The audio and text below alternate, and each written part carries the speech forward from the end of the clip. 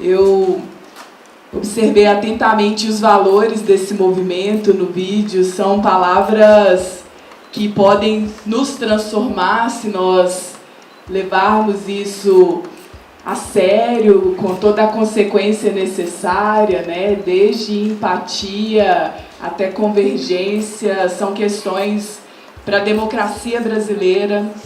E os objetivos do desenvolvimento sustentável nos ajudam a organizar essa chegada nesses valores, né? No fim das contas, o que nós buscamos é mudança de postura, mudança de estruturas para ter uma sociedade melhor para todo mundo, né? Para todo mundo ser feliz. Eu sou essa pessoa movida por valores, muito indignada, muito desajustada em muitos espaços, né? Porque muitos espaços ainda não são programados para a presença de pessoas como eu. Vide a Câmara Municipal de Belo Horizonte e tantos outros espaços de poder que são organizados para a reprodução dos privilégios e das vantagens de uma minoria social que é transformada em maioria política. Ultimamente, eu tenho falado em maiorias sociais para pensar a realidade das mulheres, da população negra, da comunidade LGBT, dos povos indígenas, das juventudes, das pessoas idosas, esses grupos indesejáveis que acabam não tendo reconhecimento, muito menos participação nas decisões que afetam as suas vidas. Então, reconhecer que somos maiorias sociais e que nós temos um potencial de integração das nossas vidas, talvez nos dê mais encorajamento para virar esse jogo de desigualdade, né? Que a gente tem capacidade, sim, de ter representatividade, ter uma presença forte nas instituições, de ter políticas de inclusão. Isso para quebrar o 1% privilegiado que controla a riqueza global, que controla às custas do sofrimento dessa imensa maioria da população. E um dado que é importante a gente ter em mente, que é muito chocante, é que no Brasil, 5 ultra ricos detêm uma riqueza equivalente à dos 100 milhões, a da metade mais pobre da nossa população. Isso é de uma dimensão tão gritante, tão violenta, que talvez a gente nem alcance, né? O que significa uma riqueza tão concentrada, com tanta gente pobre, sem condições mínimas de dignidade. Eu sou uma educadora popular, eu venho da formação de ponta nos territórios, principalmente com grupos de jovens e de mulheres. Eu acho que a educação popular é uma prática emancipatória poderosíssima.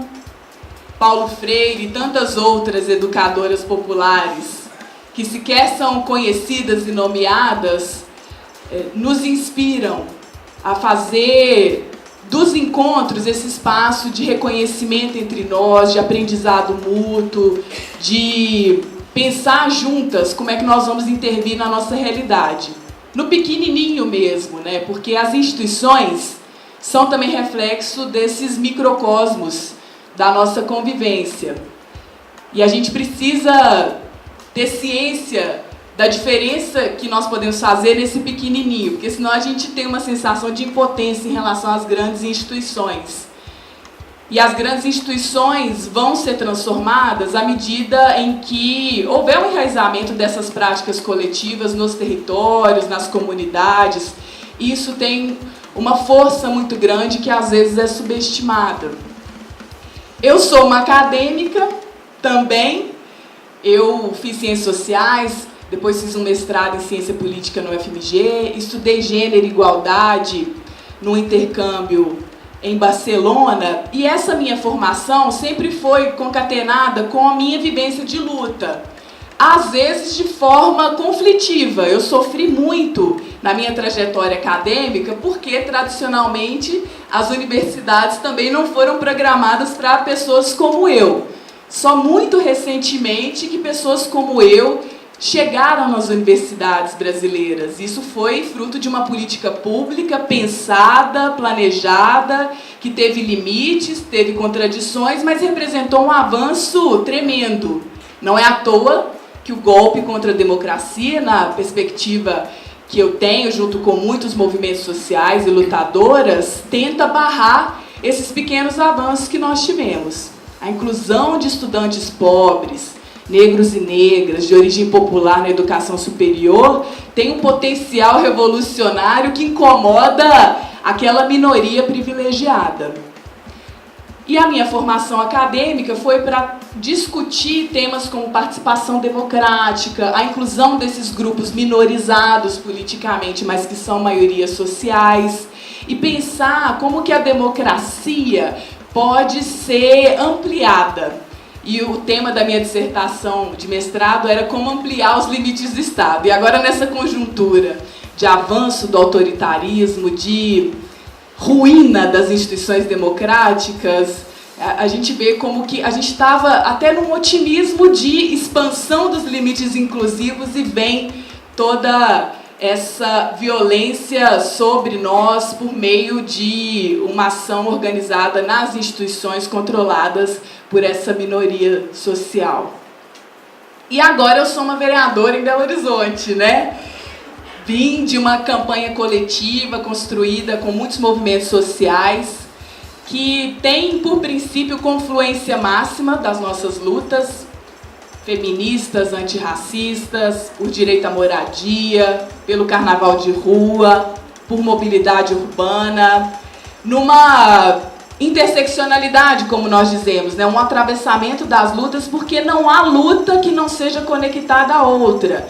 A fragmentação, como nós aprendemos, das lutas e dos saberes, é uma forma de colonizar as nossas vidas e domesticar as nossas práticas também, né? Quando a gente percebe que gênero diz de raça, que diz de classe social, que diz de sustentabilidade, diz de todas as outras questões que nos afetam, a gente compreende que em rede, multiplicando as nossas forças, a gente pode mesmo abalar as estruturas. Então foi uma campanha que juntava todas essas forças com o lema: vamos ocupar as eleições com ousadia e cidadania. É insuportável que a cidade de Belo Horizonte seja controlada por grupos que não têm o menor compromisso com essas lutas, em sua maioria, e nós precisamos fazer a representação por nós mesmas. Vamos ocupar aquilo lá, é possível. A gente ouviu muito durante a campanha que não ia dar certo, que a gente estava bem intencionada, que a gente estava muito entusiasmada, mas esse jogo aí já está programado, vocês não vão conseguir. A gente, não, nós estamos aqui para ganhar mesmo, nós vamos tentar, vamos fazer o nosso melhor, com poucos recursos, com trabalho voluntário, com amor e encantamento, e vamos ver no que vai dar, mas a gente está nessa para valer. Deu certo, deu mais que certo, eu fui a mais votada da cidade e a gente continua tentando expandir esse trabalho, que é muito exigente, que coordena um mandato popular, aberto, periférico. Somos 2 vereadoras eleitas, Cida Falabella e eu, e nós atuamos em covereança com a primeira suplente da nossa coligação, que é a Bela Gonçalves. Portanto, somos 3 mulheres feministas puxando esse mandato que está a serviço das causas urgentes das maiorias sociais em Belo Horizonte, em conexão com lutas no país e internacionalmente também, porque esse movimento nosso de democratizar as instituições a partir das lutas, sem perder o vínculo com as lutas, está acontecendo em várias partes do mundo.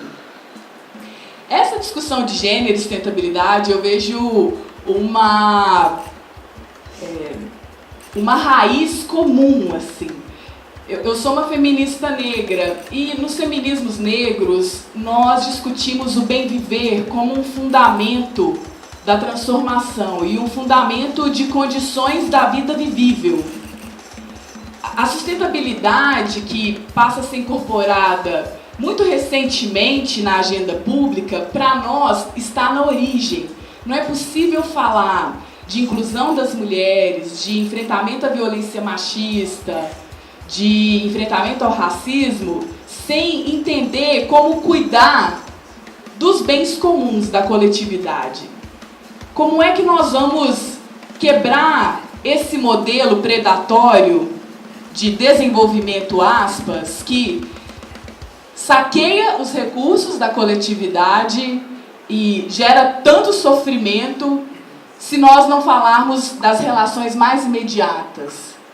E o bem viver significa isso, né? O feminismo tem aquela chamada de que o pessoal é político, isso vale para todas nós, negras, indígenas, mulheres do meio rural, mulheres da cidade, pobres, ricas. O pessoal é político porque diz dessas formas de lidar com o cotidiano, com os animais, com as águas, com as pessoas, com os recursos materiais.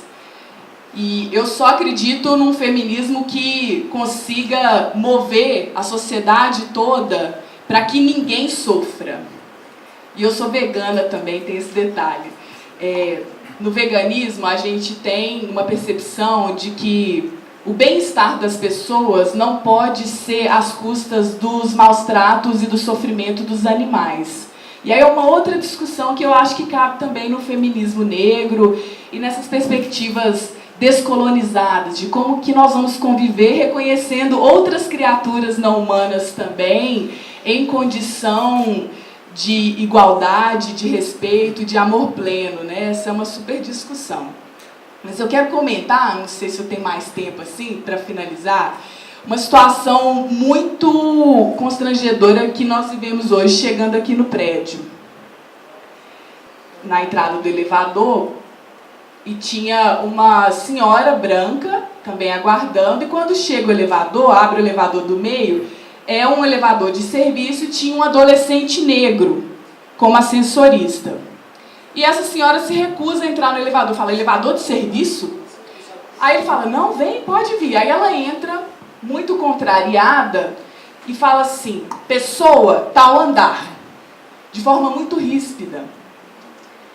Esse tipo de conduta, que é muito naturalizado no Brasil, que tem a ver com as raízes escravocratas, patriarcais, capitalistas também, precisa ser observado por nós.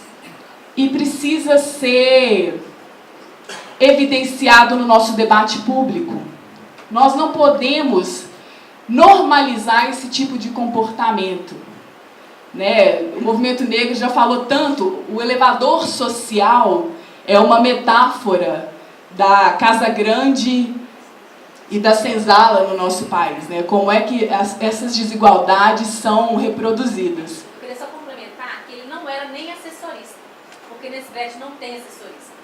Então ele até fez um favor para ela, dele apertar para ela, mas ele não era assessorista. Perceba bem, ele estava uniformizado. Aqui não tem assessorista. Vejam ainda mais essa situação, ele né? pegou o elevador, às vezes, na garagem como ela. Ele estava sendo gentil. E eu mesma não percebi que ele não era um trabalhador, porque ele estava colado no painel e apertando os botões. Sendo cordial, amável e recebendo esse tratamento inaceitável. E fica aquela situação constrangedora. E a gente se olhou, né, com cumplicidade, assim, olhando para ele, tipo, tamo junto, vamos segurar isso aqui, porque esse tipo de comportamento não vai nos diminuir nunca. Mas no Brasil, falar dessas coisas incomoda muito e pode gerar reações bem virulentas, assim. O debate de convergência precisa de uma contraparte, que é a divergência democrática. Ultimamente, divergir no Brasil é quase que um crime. É um pecado capital, né? Porque a gente descambou para uma violência discursiva muito preocupante. Mas a gente precisa cultivar a divergência como um valor de aprendizado, de crescimento, de entendimento baseado numa ética democrática. Sem isso, não é possível ter justiça de gênero, não é possível ter proteção do meio ambiente, não é possível ter conquistas básicas de cidadania. E uma das formas de fazer isso é com medidas de diversificação dessa presença que precisam de uma retaguarda formal. Nas eleições, a gente tem uma reserva de 30% de vagas para as mulheres nas listas eleitorais. E essas listas mal são cumpridas e tem um tanto de mulheres que são cooptadas como laranjas para fazer valer essa regra. A gente não tem uma presença das mulheres nos espaços de poder que sequer atinja esse mínimo da lista eleitoral. A gente está hoje na ordem de 10% de presença de mulheres nos espaços da política institucional representativa. A gente precisaria de regras para ter paridade de gênero nas eleições, nas cadeiras que efetivamente serão ocupadas, não só nas listas eleitorais. Essa é uma medida. E para que isso aconteça e seja legitimado socialmente, a gente precisa de ter paridade nos espaços informais também. Então, hoje, essa nossa configuração aqui não ajudaria a justificar essa defesa de uma paridade formal, por exemplo. Essa mudança que é sutil, que nós precisamos fazer, tem que começar nos exemplos que nós damos mesmo, né? De distribuição equilibrada dessas vozes diversas nas várias atividades. Na Gabinetona, a gente tem esse princípio da representatividade. Nossa equipe no mandato tem em torno de 40 pessoas.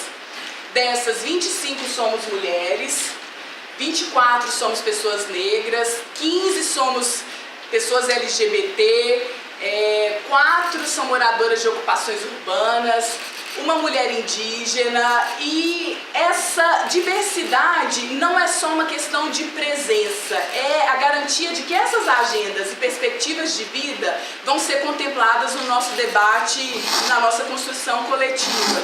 Essa mudança de paridade deveria acontecer também no sistema de justiça, vamos lá, que é extremamente branco, rico e, em geral, masculino. A gente teria que fazer uma diversificação radical das instituições do sistema de justiça também. Porque o sistema de justiça, nessa conjuntura especialmente, joga um papel determinante sobre a possibilidade ou não de que nós tenhamos garantias democráticas. E assim também para a mídia e para todos os outros espaços que exercem uma influência simbólica, material, concreta sobre as nossas vidas. Eu acho que essa recomendação da paridade é relativamente simples, depende de uma mudança de olhar nosso e de um compromisso inabalável de que essa diversidade vai nos levar a uma situação melhor para todas as pessoas. É um pouco por aí que eu deixaria esse começo. Muito obrigada pela escuta, gente.